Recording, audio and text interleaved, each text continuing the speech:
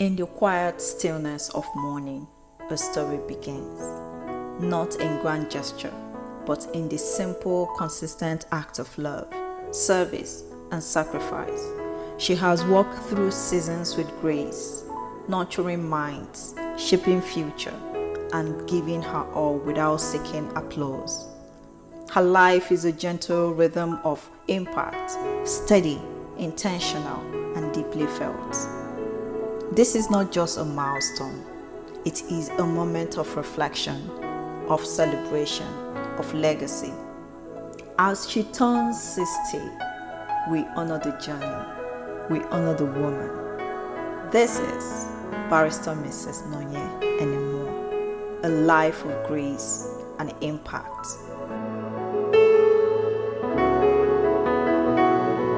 My name is Nonye Enemuo.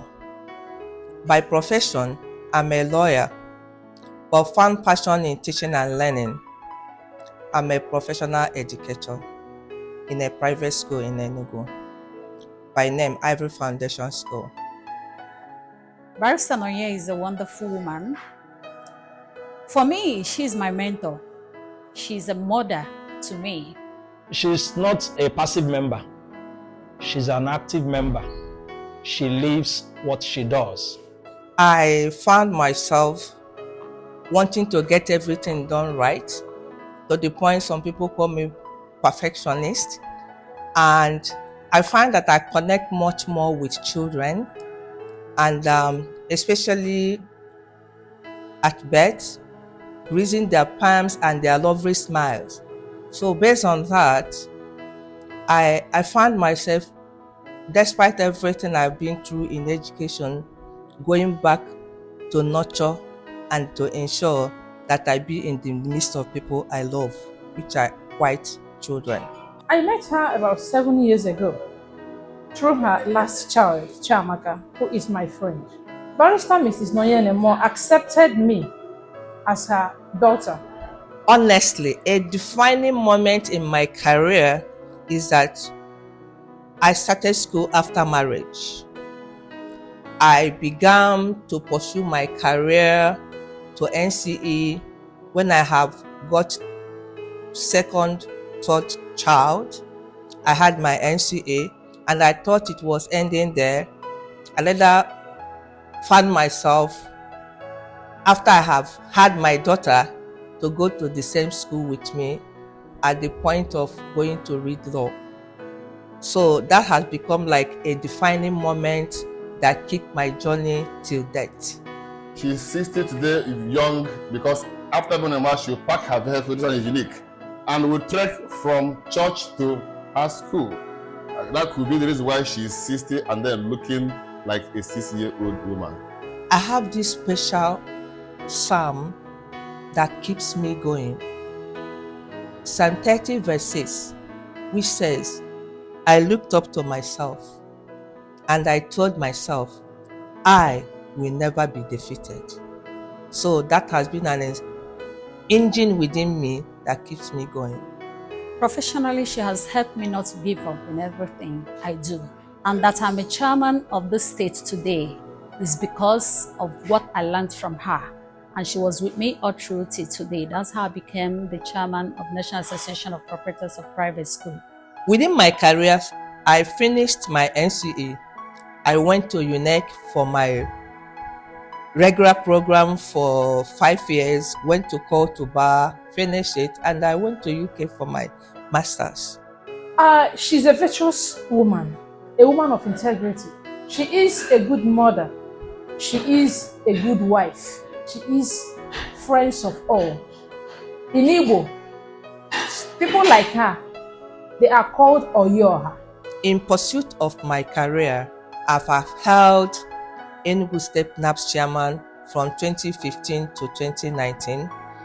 After that, I became the Southeast National Deputy President for the Southeast for 4 years, which terminated in this 2023, and now became the National Treasurer for NAPS Nigeria under private education field. With respect to my legal profession, I sometimes go to court. No human person could be captured within the framework of human words. But if I dare to try, Nonye is a symbol of elegance, a symbol of humility, and a symbol of uncommon wisdom. To be honest, it was the love I had for education that gave rise to Ivory Foundation, because when I was finding myself, how would I start? How do I go? I discovered that education is the key to things.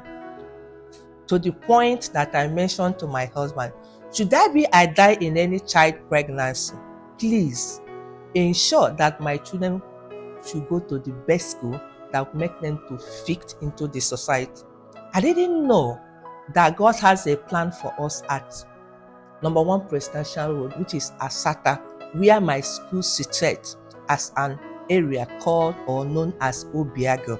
That was where I found myself, found my school, which took us over time to understand that it was what we have actually shared within the family that God wanted us to share within the poor community we have there. So I will say my journey as a person have actually impacted a lot, because I can vouch no student that passes Ivory Foundation School that can be referred as a dullard. Instead, they are barrier breakers. She is also somebody who patiently waits for the answer to the questions she seeks for. Within the few years I've worked closely with her, I also see her as somebody who likes innovative ideas. You cannot walk past 2 houses in Obiago without hearing Ivory Foundation School. It's all about impact. It's all about raising a generation that can defend itself. It's all about taking education to the next level. Indeed, all nnukwu ụmụ dị ịtọ ha ịtọ nọ na skuul a anọbụ na skuul nke ha nọ mana ha dị eme ọfụma, mana ka ha batara na Ivory Foundation School, ya bụ ebe nke anyị nọ na n'ụbọchị nke taa, ihe dị iche dị na ndụ ha, mmadụ na-agba apụgo ọfọrọ ofu onye. We've had cases where children came to our school and they could barely read, and in 1 year or thereabouts, their lives were transformed. It is such a huge testimony, so much so that if you meet any, whether present parent, past parent, or even people that are within the community, the name Ivory Foundation School is a household name. The name of my prophetess is Barrister Mrs. Nonye Enemuo. Sometimes she comes to our class and she shares gifts to us. She just characters that we should not possess in the school. And she also tells us that there are some characters that if you possess in the school that God won't be happy with you. We have a lot of benefits, a lot of advantage. Like my first daughter, before she cannot read very well, but now I can give her 100%. My second daughter, she's a Obodo. Her boldness is, is optimal. I'm in your 10th class, which is primary 6, in Ivory Foundation and Primary School. I wish her a long life and prosperity. I wish her greatness, I wish her good luck, and I wish her good fortune. She's also a bridge builder. She is proactive enough because some of the things she has as vision are already in process of documentation. That is making Ivory's Foundation School to even live above her. If I tell you that where I am today is not where I was yesterday, it's as a result of me being around Pastor Nonye Enemuo. She is always ready to impute new knowledge.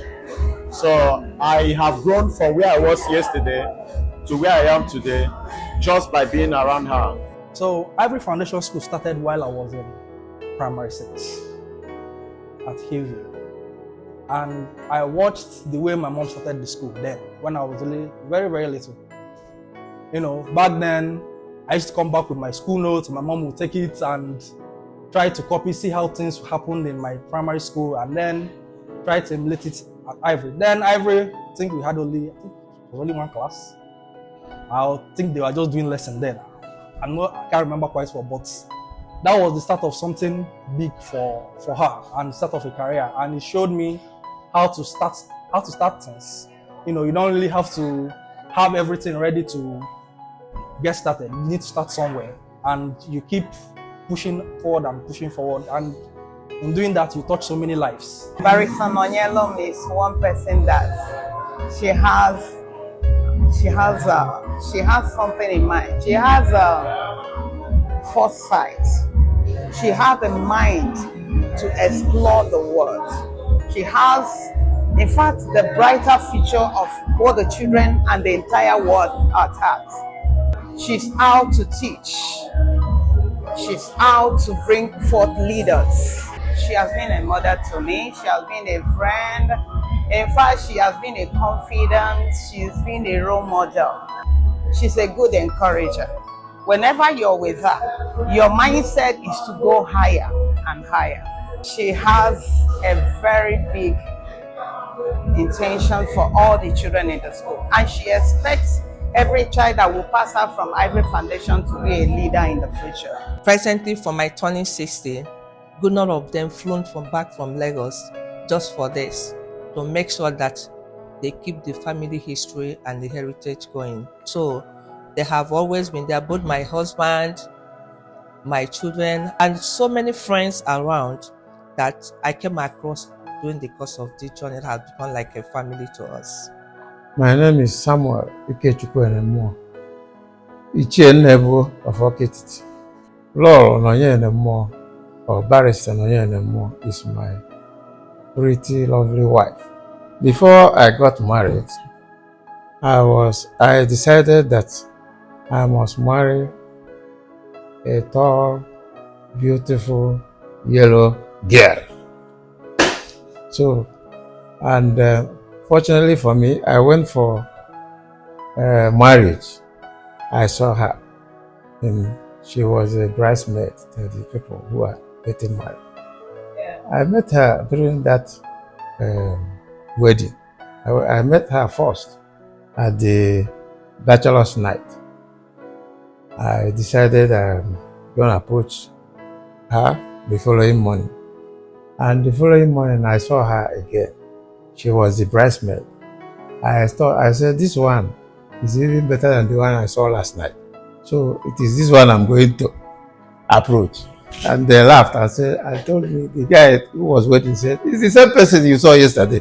I said, is it true? He said, yes. I said, okay, so be it. So that's the way I met her. In fact, I can't mention, because without her, I don't know what I could have been. But she has played a significant role in my life, being healthy and also being what I am today. I owe everything to her. Now, she is an amazing, wonderful woman who has the virtue that they said in the Bible. She has everything as a virtue to me, and the way I see it. And also people around has also testified. That's why they run to her for advice most times. She is my mother, but she's also my go-to person. When things are tough, when I need an advice, she's always there. She's always have a listening ear, be it day or night. Basically, she raised me, and we had our back and forth as always, with children arguing with their parents, but she's a very, inspiring woman actually, because she's dogged. She pushes the boundaries all the time to bring forth what she's got inside her, to manifest, So she's done a lot of businesses. She's just amazing actually, because she really, really has a vision and she pursues it until it comes to fruition. So that's one thing I will never ever forget about her. One thing that my mom did that was very significant to me is that she's very patient with the the timing of things. Like she's not in a hurry for things to happen. For instance, so when I was younger, my mom she was running a bakery. As of then, she hadn't gone to university. But before I finished secondary school, by then she had had all of us, well, except all 6 of us. Then she went to university. She was in university, she was studying law when I got admission to study law. So she was like my senior. When she was in 3rd year, I was in 1st year. So my mom did not really let life or what happened in life to stop her or derail her. She just went on with it and caught up as much as she could in her own time. So that's one significant thing I learned from her, that she doesn't base things on time. She gets to things when she gets to it, and she does it the best way she can, which is what we are supposed to do about life. Definition of love, I think, is the essence of why we are alive. Without love, we can do nothing. And I think when we mention love, it's not facially seen. It's something that comes within you and which urges you to have determination that you must stay, work, and succeed in what you have agreed to do in a family. So to me, it is the love we have as a family that has given me the strength, the courage, and the effort to have gone this far in life. Remember, as of the time I got married, I was 19. I turned 19 and got married. By then, I have not gone to any school other than my secondary school. My name is Nonye Enemuo. I'm her last daughter. She's different from all the other mothers. She's not interested in whether she's like the rest of the mothers. She just wants us to grow very well so we can be good people in the future. She wants to help us so that we can grow up and have a better future than her, so that we don't have to be like everybody else. She's very modest and honest, and she's kind and straightforward, no complications or anything. She helps me in growing up. Any mistake I make, she'll tell me that this is wrong, that I should not do it again, that I should try and change so I can do it better next time, and that if it's too hard for me, that I should go and pray so God will help me. So she has been like a guardian angel guiding me through growing up, and I'm still growing up, so she's still guiding me. Honestly, in the days past, women are meant to sit to be in the home. But thank God today, a lot has changed. And on that, we groom ourselves to have a strategy that works for us. When it comes to cooking, we might do our cooking that lasts for a month. All you just need to do is to make up and go for the day. And our normal waking up time has become like a norm, whether you are home or you are elsewhere. Once it is 4:30, we start our day, encourage ourselves, grow by our prayers, and with our regular morning mass attendants have given us strength for us to understand that we should join hands to make the family being the centerhold to balance every challenge. And that has helped us to keep succeeding. Personally, for me, as a young mother that have nurtured without house help till death. During most of my trying times, she is there for me. Even if when I'm trying to lose hope, she will say, no, there's no way, no failure on our side. That it must come through. And then we have to weather it, the storm together. Anything at all, she decides or said that is going up to do something. If I go against it, I will finally see that what he's saying is true.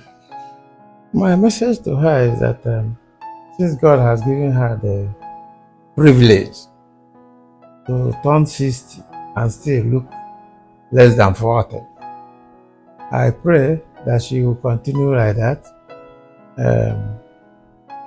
being young and doing whatever she could to maintain her status quo. I may not be able to describe her, but her children will say most. But she is a good mother to all of us. Whatever a mother is to anyone, she is the same thing to me. I've known her for over 25 years. We studied law together, I went to law school together. We've been together for the last 25 years or more. She's a very hardworking person. She sets a goal, and once she puts her mind to it, she achieves it. Even after our law school, she still went ahead to get her master's and further her studies and get other certifications. The legacy I wish to leave behind is that when I'm gone, that any child that has passed through us, be it from my family, be from school, will be a person that will be reckoned as a substantial person that must have learned lots of values, morals, and possibly heritage that will help them to nurture and live a fulfilled life, just I think I have too. We were trying to figure out what secondary school I should go to. And my dad was like, you can just go to the one, you can just do this one over here. And then my mom was bent on me going to IEC. And like 5 a.m. in the morning, I think the entrance exam to the school was supposed to be like 9 a.m. or something. And the school was in Benin City. And we were living in Onitsha at the time. So I think my mom woke me up at 4 a.m. I don't think she even told my dad where we were going. She just woke me up, got me ready, put me in a car, and drove all the way from Onitsha to Benin for me to write the entrance exam for that school. I'll never forget that because my dad woke up and was like, by the time my dad was up, she was on the phone and, yeah, we are in Benin. Yeah. Like she drove all the way because she was hell-bent on me going to that school. She wanted us to have very good education. That's something she's very passionate about, education, which is no surprise that she has the school because she's really passionate about that. So she felt that the schools in where we were living at the time were not up to par of what she had in mind. So she just woke me up, didn't tell anybody anything, packed food, put water in the car, and I think she was probably pregnant at the time, if I remember. And then just drove all the way to Benin City. We got there on time, I took the exams, I passed, and I went to that school. So yes, that's something I don't forget. Yeah. The most interesting issue and the embarrassing state we have now is the country called Nigeria. How they have stolen and they have run with what that is meant for common man to have hope on, to live with, and as well to feel free in our society. We choose, all that we didn't choose, but God made it for us. That here is our country. But unfortunately, some people, unquote, have hijacked it and made it their own personal profile. So if I have my way, I would like us to have a country that has values, moral, and good upright thinking taking center stage, and availability of having our young ones to replace most of these things that adult parents that are in charge are not, bringing our satisfaction to still be happy that we are from this country called Nigeria. I would like us to see this country, Nigeria, being changed to a better country that can be reckoned with. She's taught me how to help people as we can all see today, or the events that have happened today. She has touched so many people's life, and she's someone that I strive to emulate, even if I know I fail in so many ways, but she's shown the steps of which you can follow, that even if it's not money, that you can help people. She provides a listening ear. So she teaches me that, me personally, that I need to listen to people more, and let people talk so I can hear them. The truth is this, I never knew that I live to see 60 years. That's why I call today a day of gratitude to God. God has been so merciful, so kind, and it has been like He's always there asking me, where do you want to go? What do you want? What do you want me to do for you? So turning 60 is one, to me, appreciate that my father and mother were able to give birth to me. May their soul rest in peace. And I appreciate my husband that has been the backbone that have helped us, or me and my children, to have seen these days. And thirdly, for us to be this healthy, hearty, and joyful living, I think God has really expounded my life to me, and I'm so grateful for that. So 60 years, I never knew I would see it, but thank God it is here, and I'm grateful. Looking forward that more years to come, I will remain healthy and happy to enjoy it. Nonye is a unique being. A friend of mine says life begins at whatever age you decide, that life begins at 60 for her. I actually vote her for Nigerian president 2027. She's a wonderful mother, wife, mentor, friend. She's dependable. She is. My family is my most significant accomplishment, my heritage, my word, my everything. And as well, good friends that has gathered to help us in the time of need, in time of hardship, and in time where we feel that we cannot continue. So I think they are the most precious things to me. Both physical and financial. In from one papa na delego. Yana die, ye go pa for delego. Onye president giant lady. Onwe ife no nya ama ho. Even though more, onye ka we marry ife obuna. Ọ dị na active bụ nonye. Idozi idori anya ọfụma. Onye president otokuru anyị.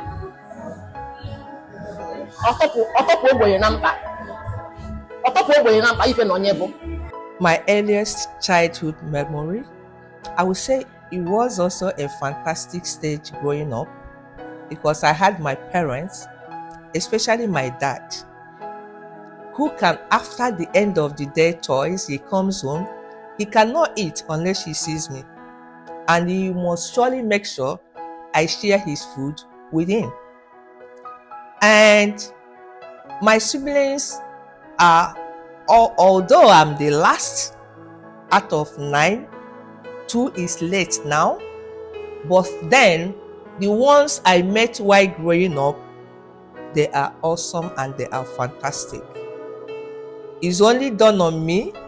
One day I wake up and everybody has gone. It was me that was enjoying, playing around, not doing anything. And my mother called me, "You are to cook soup today." That was when I learned to cook, because nobody have ever called me, "Come and cook," until they all disappeared. And then discovered that responsibility falls on me. It was at that stage that I began to know, oh, is this life I got to live? Until that, we still strive to make ends meet. So I felt like my growing time was fantastic. I was lovable by my parents and my siblings, and it has shaped me a lot, because my siblings, after my parents were gone, are also so caring to death, and they usually reach out as to the last born of the family. Issues will come, you sit back, call it, see, you see this thing you did, my big auntie, I don't like it. Address me better next time so that I will feel comfortable. If you feel that I'm not okay with what I have done, also address me on that. We talk about it one-on-one so that I can understand. Since you know you are senior to me, I look towards growing up around you. So I wouldn't say there is any of my siblings I'm holding grudge about as of now. I wouldn't say I have any among them.